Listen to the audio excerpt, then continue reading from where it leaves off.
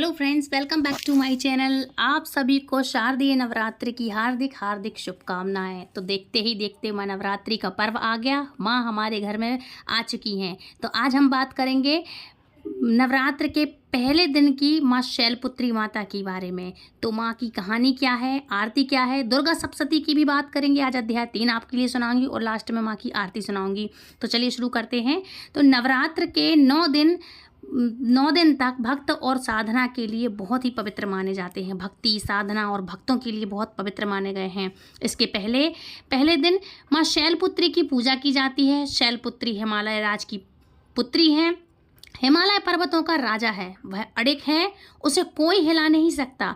जब हम भक्ति का रास्ता चुनते हैं तो हमारे मन में भी भगवान के लिए इसी तरह का अडिग विश्वास होना चाहिए, तभी हम अपने लक्ष्य तक पहुंच सकते हैं। यही कारण है कि नवरात्र के पहले दिन शैलपुत्री की पूजा की जाती है। अब बात करते हैं माँ शैलपुत्री की कहानी क्या है। तो माँ शैलपुत्री सती के नाम से भी जानी जाती हैं। इनकी कहानी इस प्रकार है कि एक बार प्रजापति दक्ष ने यज्ञ करवाने का फैसला किया। इसके लिए उन्होंने सभी देवी देवताओं को आमंत्रित भेजा, सबके लिए उन्होंने इनविटेशन भेजा, लेकिन भगवान शिव जी को नहीं बुलाया। देवी सती भली भांति जानती थी कि उनके पास निमंत्रण आएगा, लेकिन ऐसा नहीं हुआ। वो उस यज्ञ में जाने के लिए बहुत बेचैन थी, लेकिन भगवान शिव ने मना कर दिया। उन्होंने कहा कि यज्ञ में जाने के लिए उनके पास कोई निमंत्रण नहीं आया है और इसलिए वहाँ जाना उचित नहीं होगा। सती नहीं मानी और बार बार यज्ञ में जाने का आग्रह करती रहीं। सती के ना मानने की बजाय शिव को उनकी बात माननी ही पड़ी और अनुमति दे दी। सती जब अपने पिता प्रजापति दक्ष के यहाँ पहुंची तो देखा कि कोई भी उनसे आदर और प्रेम के साथ बातचीत नहीं कर रहा था। सारे लोग मुंह फेर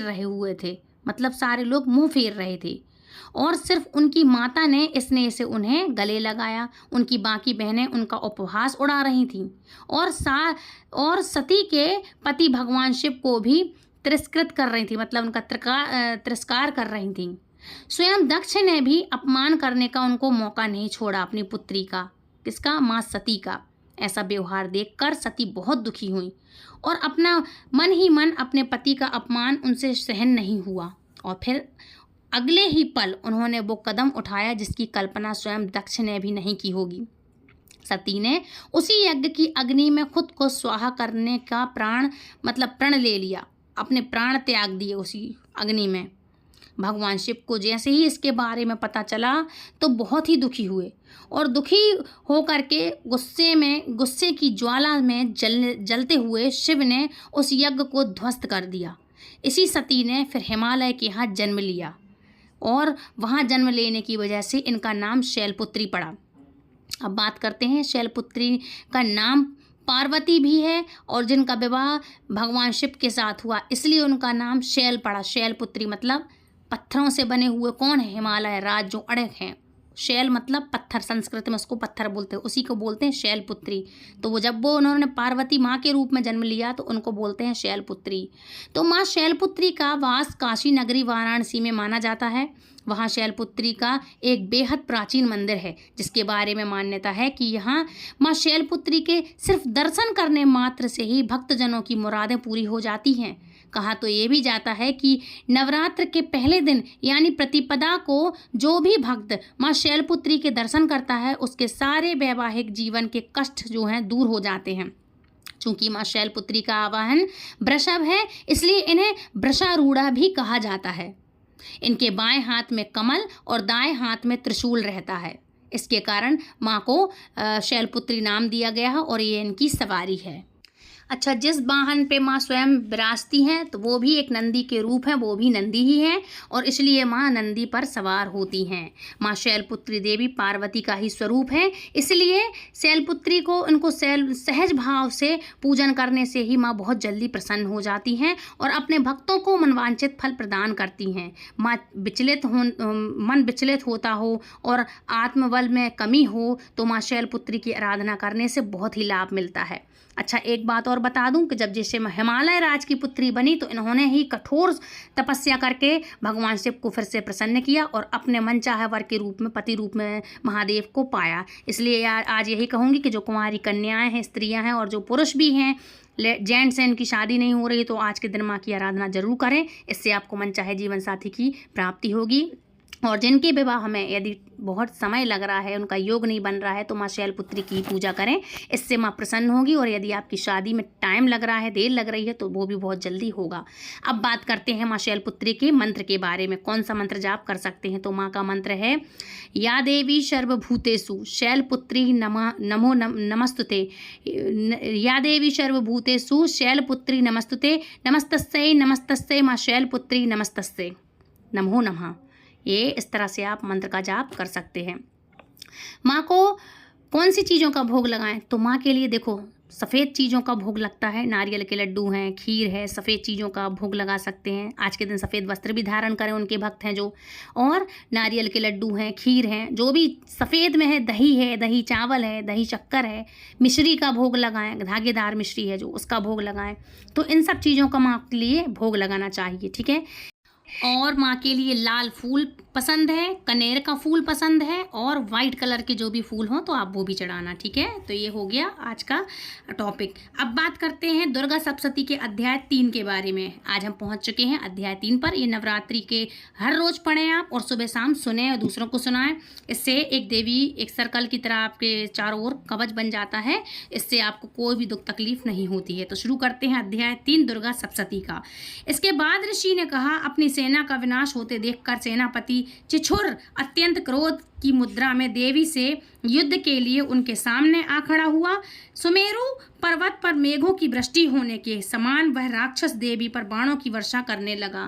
तब देवी ने उस राक्षस के समस्त सरों मतलब बाणों को सहज में ही काट गिराया और सारथी सहित उसके रथ पर घोड़ों को भी मार डाला। उसके पश्चात उस महाबली दैत्य की ध्वजा तथा धनुष को काट दिया। धनुष विहीन उस राक्षस को देवी ने अपनी बाण वर्षा द्वारा विरुद्ध कर दिया। वह राक्षस अपने धनुष तथा रथ के विनाश से व्यथित होकर तलवार और ढाल लेकर देवी पर टूट पड़ा। उसने अपनी तीक्ष्ण तलवार से देवी के वाहन सिंह पर प्रहार किया और साथ ही द्रुत गति शीघ्रता से देवी की बाईं भुजा पर भी हे राजन, वह तलवार देवी की भुजा का स्पर्श करते ही खंडित होकर गिर गई। मतलब उसने बाईं भुजा पर ही दे मारा। अपने सभी वीरों को निष्फल होते देखकर दानव ने अत्यंत कोप करके अपने हाथों से शूल ले लिया। देवी को लक्ष्य करके उस महादानव ने अपने शूल को देवी की ओर फेंका। आकाश से पतित होते हुए भी सूर्यमंडल के समान वह शूल चमक उठा। अपनी ओर उस शूल को आते देख करके उसके प्रतिरोध में निमित्त देवी ने भी अपने शूल को निक्षेपित किया। देवी के शूल से टकराकर उस दानव का शूल 100 खंडों में टूटकर बिखर गया। उसके विपरीत देवी के चलाए हुए शूल के द्वारा महाबलवान दानव के प्राण निकल गए। सेनापति विक्षुर की मृत्यु के बाद चावर नामक दैत्य गजारूढ़ होकर देवी के सामने युद्ध के लिए तत्पर हुआ। देवी के सामने पहुंचते ही अपनी ओर से उसने शक्ति चलाई, जिसके प्रत्युत्तर में देवी ने अपने हुंकार से ही उस राक्षस को आहत करके भूतल पर गिरा दिया। अपनी शक्ति को चूर्ण होते देखकर चावर बहुत ही क्रुद्ध हुआ। चावर कौन था? ये एक तरह का राक्षस था, एक दैत्य था।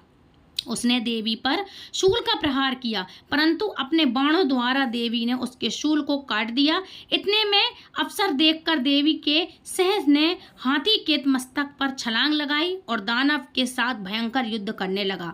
वे दोनों लड़ते लड़ते हाथी के नीचे उतर गए और अत्यंत वेग से परस्पर देवी का सिंह आकाश की ओर प्रबल वेग से उछल पड़ा और भूतल पर पतित होते समय अपने पैने पंजों की मार से चावर दैत्य का सिर काटकर धड़ से अलग कर दिया। इसके अनंतर उदग्र नामक दानव प्रस्तर खंडों एवं वृक्षों की चोट से घायल होकर देवी के हाथों मारा गया। एवं कराल नामक दानव भी मुक्कों थप्पड़ों तथा तदंतर से घायल होकर अपने प्राण गंवा बैठा। अपनी गदा के प्रहार से देवी ने उदत नामक राक्षस को यमालय मतलब यमपुरी पहुंचा दिया। भिंदीपाल नामक हथियार के द्वारा बाष्कल एवं बाणों से ताम्र और अंधक राक्षसों को धराशायी कर दिया। अपने त्रिशूल द्वारा परमेश्वरी ने उग्रास्य उग्रवीर एवं महाहनु नामक दैत्य का वध कर डाला। ये कौन है? तीन जे और अलग से एक दानव थे, मतलब राक्षस। क्या नाम था इन राक्षसों का? उग्रास्य, उग्रवीर एवं महाहनु। ये भी दैत्य थे, इनका भी माँ ने वध कर डाला था। अपनी तलवार के सहारे देवी ने बिडाल दानव के मस्तक का उच्छेद कर दिया। अपने प्रखर बाणों द्वारा देवी ने दुर्धर एवं दुर्मुख नामक दानवों का सफाया कर दिया। अब ये दोनों दानव और थे, दुर्धर एवं दुर्मुख, ये दोनों दानव ये भी थे, तो इनका भी माँ ने सफाया कर दिया। अपनी सेना का क्षय होते देखकर महिषासुर भैंसे के रूप में, मतलब महिषासुर ने भैंसे का रूप लिया। उसने अपनी सेना का क्षय होते देखा तो महिषासुर के भैंसे के रूप में देवगणों को त्रस्त करने लगा, मतलब देवताओं पर आक्रमण करने लगा। कौन? महिषासुर भैंसे के रूप में। कपटवेशी दानव महिषासुर ने कितनों को ही थुतून की मार से, कितनों को खुराघात से, कितनों को पूंछ की फटकार से एवं कुछेक गणों को अपने नुकीले सींगों से विदीर्ण कर दिया। मतलब विदीर्ण मतलब उनको मारने लगा। कितने ही गणों को प्रबल वेग से, किसी किसी को गंभीर गर्जना के द्वारा, किसी किसी को घुमाकर तथा कितनों को ही मारने अपने प्रक्षेपित वायु के प्रबल झोंकों से भूमि पर सुला दिया। इस प्रकार गणों की सेना को तितर बितर कर वह दैत्य देवी वाहन सिंह को मारने के लिए बड़े वेग से झपट पड़ा।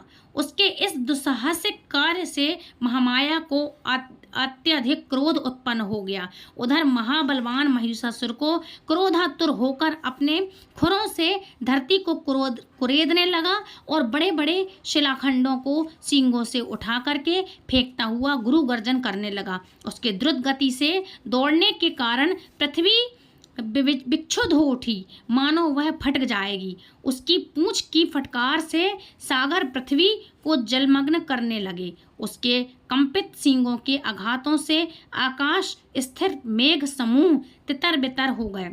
उस राक्षस के श्वास की प्रचंड वायु के कारण सैकड़ों पर्वत उड़ उड़कर आकाश से धरती पर गिरने लगे। उस महाकाय दानव का लक्ष्य अपनी ओर देखकर चंडिका देवी ने उनके हनन के निमित्त उस पर अपना क्रोध प्रकट किया। सर्वप्रथम देवी ने अपना पाश फेंककर उस महाबलशाली दानव को बांध दिया। जब उस राक्षस ने अपने को अवर्ध पाया तो अपने कपट वेश का त्याग कर दिया। इसके अनंतर वह राक्षस कपटी सिंह बन करके देवी के सम्मुख आ गया। तब अंबिका ने ज्यों ही उसका मस्तक काटना चाहा, त्यों ही वह मायावी राक्षस खड़गधारी पुरुष वेश में सामने आ गया। देवी ने महिषासुर को उसी क्षण उसके ढाल तलवार सहित अपनी बाण वृष्टि के द्वारा बेध दिया। अब वह राक्षस जो कपटी राक्षस था वह गजराज के रूप में, मतलब उसने हाथी का रूप लिया, गजराज के रूप में अपनी सूंड की सहायता से देवी के शिलाकाय सिंह को अपनी ओर खींचने का विफल प्रयास किया। मतलब वो देवी के सिंह को खींच रहा था, वो भी प्रयास उसका विफल था और साथ ही चिंघाड़ने भी लगा।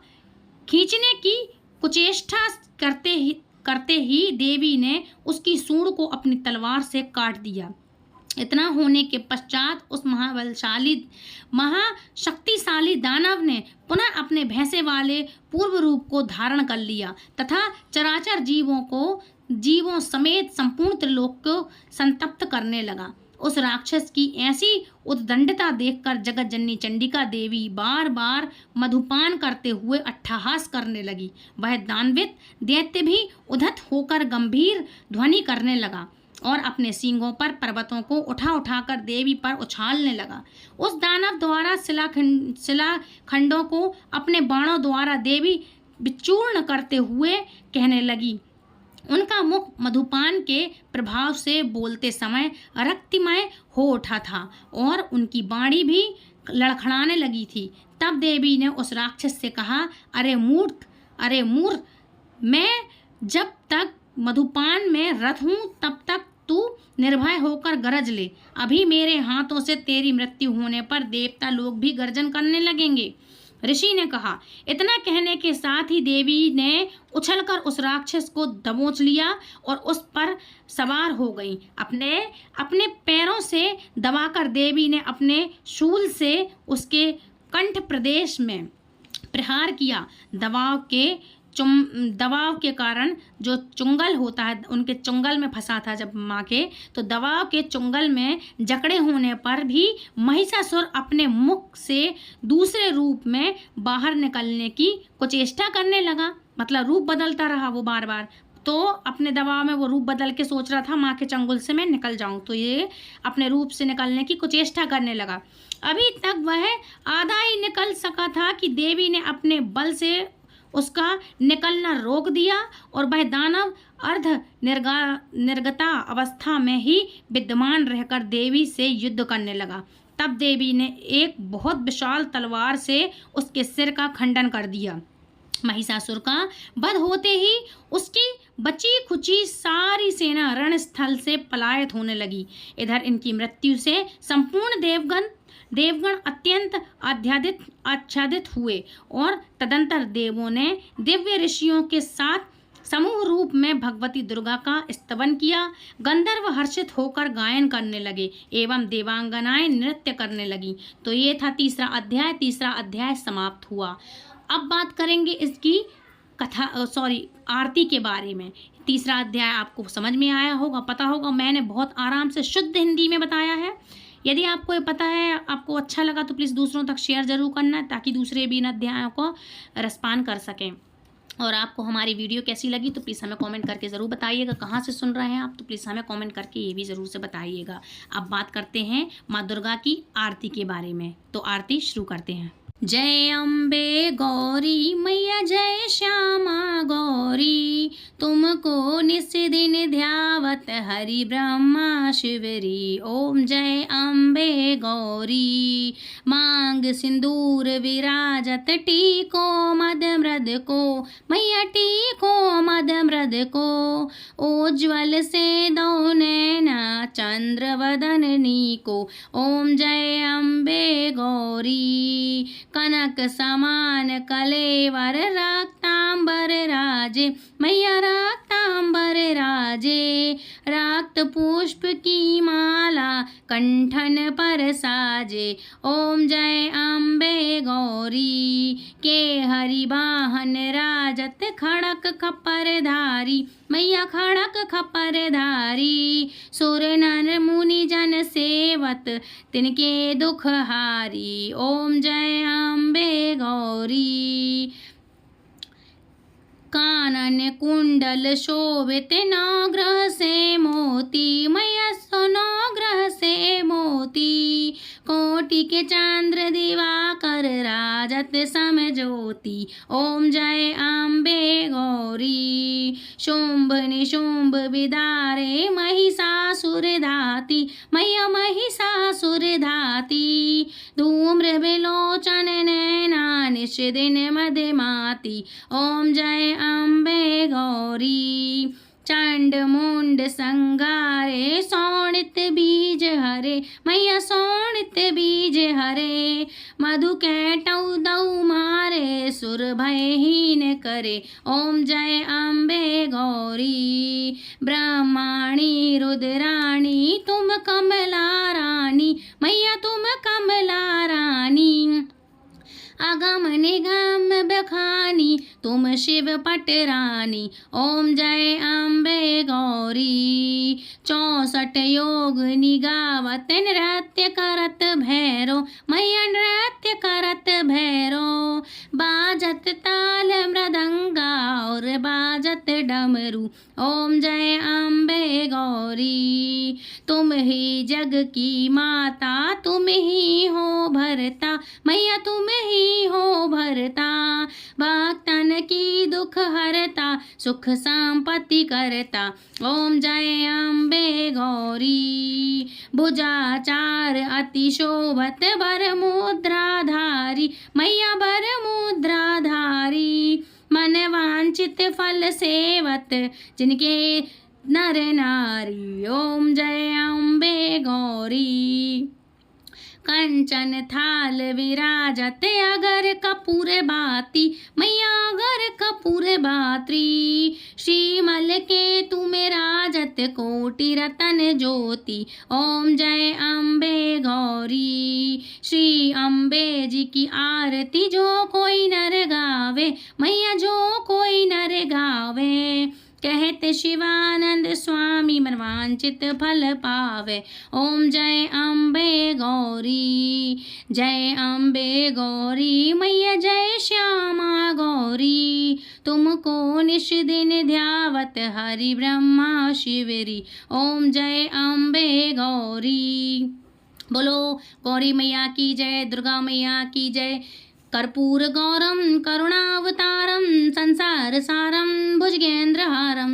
सदा वसंतम हृदयाल विंदे, भवम भवामी शयतम नमामि। मंदार माला कुलिताय काले, कपाल माला संशेखराय। दिगंबराय च दिगंबराय, ओम नमः शिवाय, ओम नमः शिवाय। त्वमेव माता च पिता त्वमेव, त्वमेव बंधु च सखा त्वमेव। त्वमेव विद्या द्रविणं त्वमेव, त्वमेव सर्वं मम देव देव। गुरुर्ब्रह्मा गुरुर्विष्णु गुरुर्देवो महेश्वराय। गुरु ही साक्षात् परम ब्रह्म, तस्मै श्री गुरुवे नमः, तस्मै श्री गुरुवे नमः। बोलो गौरी मैया की जय हो, सत्य सनातन धर्म की जय हो। तो फ्रेंड्स, ये थी आज की कथा। आरती माँ शैलपुत्री की कथा छोटे से रूप में थी। तो यदि आपको आज का वीडियो पसंद आया तो प्लीज़ दूसरों तक शेयर जरूर करें। यदि आप सच्चे सनातनी हैं तो दूसरों को ये सारी कथाएं, 2-3 कथाएं हैं एक साथ। महिषासुर के वध की है, माँ शैलपुत्री की कथा है कि माँ कैसे उन्होंने जन्म लिया, कैसे शिव की पत्नी बनी और कैसे शैलपुत्री कहलाई। तो सारी कथा है, सारी सब कुछ पूरी जानकारी मैंने आपको दे दी है। और यदि आपको वीडियो पसंद आए तो प्लीज़ वीडियो को लाइक शेयर कमेंट कर, चैनल सब्सक्राइब करें, हमारे बेल आइकन को ऑल पे प्रेस करें ताकि आप हमारी आने वाली वीडियो की नोटिफिकेशन सबसे पहले आप तक पहुँचे। तो फ्रेंड्स, ये थी आज की कथा। और हमारे ज्वाइन बटन को आप दबा करके हमें ज्वाइन कर सकते हैं और सुपर चैट आप दे सकते हैं। Super thanks. राधे राधे, हरे कृष्णा, जय माता दी।